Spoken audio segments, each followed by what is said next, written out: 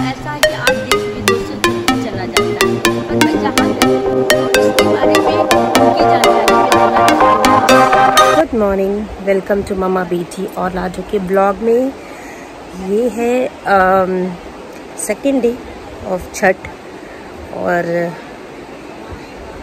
आज शाम का पहला अर्घ है और कल सुबह दूसरा अर्घ होगा। तो मैं आपको, मम्मी की शूटिंग ऑलरेडी चल रही है, छठ के बारे में पूछा जा रहा है तो मैं आपको दिखाती हूँ और पूरे दिन बने रहो हमारे साथ। और फिलहाल तो चलते हैं लेके आपको। ये समाज सेवा से काफ़ी सारी समाज सेविका होते हुए मैं जो पवित्र छठ पूजा से मैं बहुत ध्यान में रखती हूँ कि मैं पूजा से हर रिलेटेड जो भी पूजा होता है वो मेरे लिए बहुत ही मेरिकल है। तो आज मैं बताने जा रही हूँ कि छठ व्रत क्या है। एक्चुअली छठ व्रत के बारे में ना किसी को सही मायने से पता नहीं है।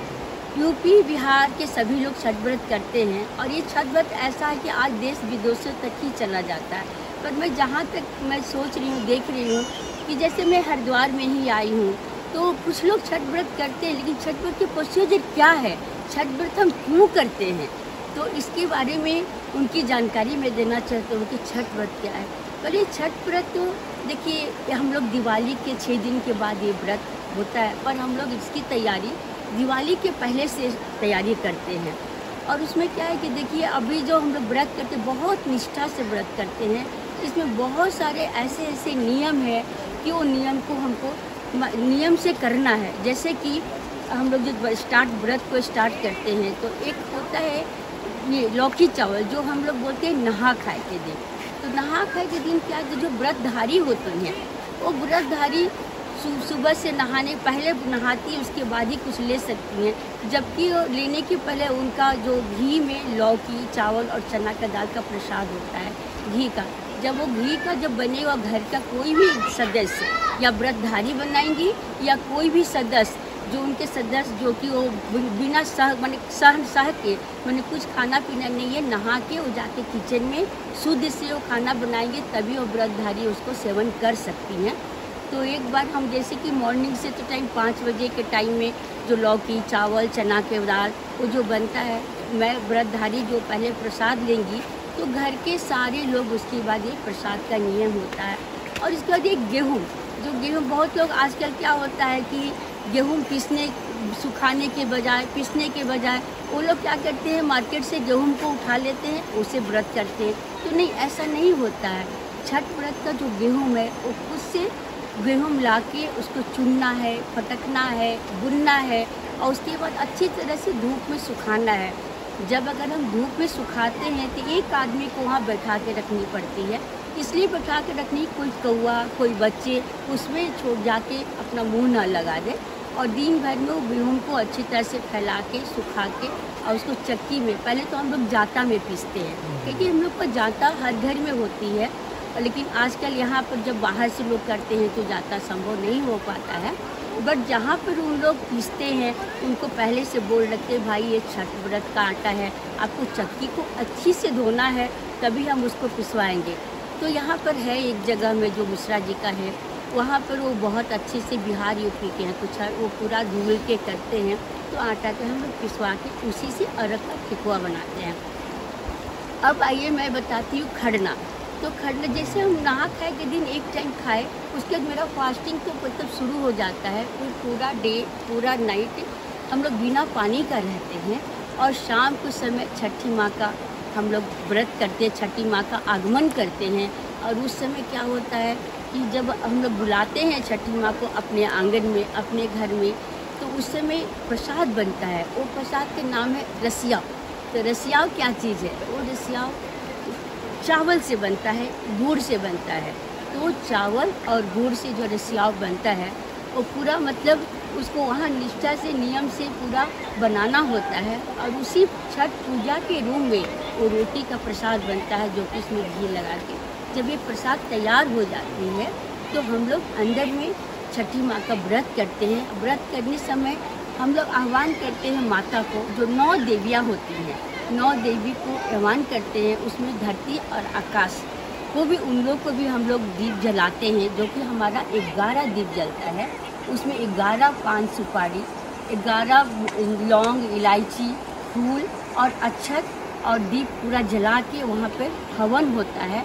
और उसको करने में मुझे 1 से 1.5 घंटा वो पूजा करनी पड़ती है अंदर में। जब हम पूजा करते तो रूम को हम लोग बंद कर देते हैं, दरवाज़ा बंद होता है कि बाहर का आवाज़ मेरे तक ना आ सके पूजा करते समय। जब पूजा आरंभ करते हैं तो मेरे को 1.5 घंटा तक, जब हम पूजा पूर्ण करने के बाद जब हम दरवाज़ा को ओपन करते हैं तो लोग जो हमारे एंट्रेंस अंदर आएंगे 1 बाय 1 आएंगे और वह हवन करेंगे। हवन करके लोग प्रणाम कहते हैं लोग कि वो माता का रूप हो जाता है। और यहाँ तक कि हम बताना चाहते हैं कि हमारे जो फादर इन लॉ है उस समय आके मेरे को प्रणाम करते थे, तो बोले कि बेटा ये तो तुम छठ माँ का रूप है, इस समय तुमको नहीं लेना है कि सास और बहू का। तो बड़े से बड़े लोग मतलब पूजा प्रणाम करते हैं और मतलब जो भी मनोकामना हो तो उस समय कान में आके बोलते हैं कि माँ हमको ये भी, मेरा को ये पूर्ण हो जाएगा तो मैं ये करूँगी।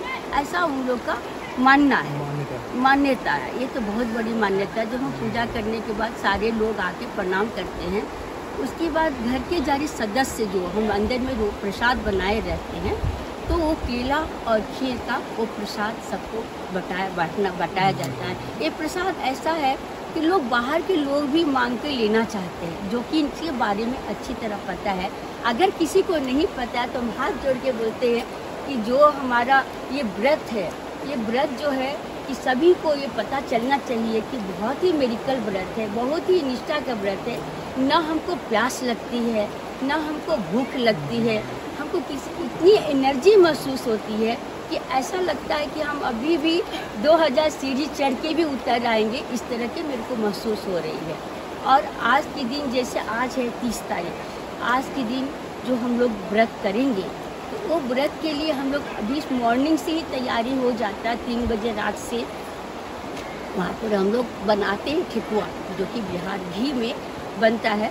और उसका जो आटा पिसाया हुआ है जो चक्की का, उससे बनाते हैं। उसमें सारा ड्राई फ्रूट्स वगैरह डाल के घी से बनता है। और जो प्रसाद बनता है, जो व्रतधारी होंगी वही प्रसाद बनाएंगी। और जो उनके साथ अगर कोई सहयोग देना चाहते हैं तो उनको भी फास्टिंग में ही मेरे पास आना पड़ेगा।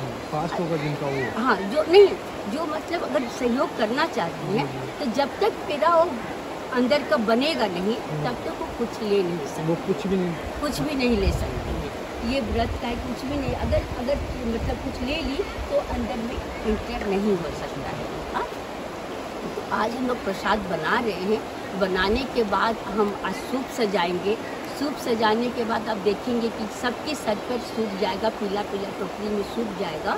सूप जाके गंगा किनारे जाएंगे, गंगा में पूजा होगी। तो सूर्योदय और सूर्यास्त, आज शाम को जो हम लोग पूजा करेंगे, जो डूबती सूर्यास्त होता है। और सुबह जो हम लोग पढ़ते हैं सूर्योदय के लिए बोलते हैं। तो आज शाम को आप चले, आप मेरे साथ, आप देखिए कि ये पूजा कैसे होता है, कितना मेडिकल है। हम चाहेंगे कि मेरे साथ साथ आप बने रहिए और इसके बारे में आप पूरी जानकारी लीजिए।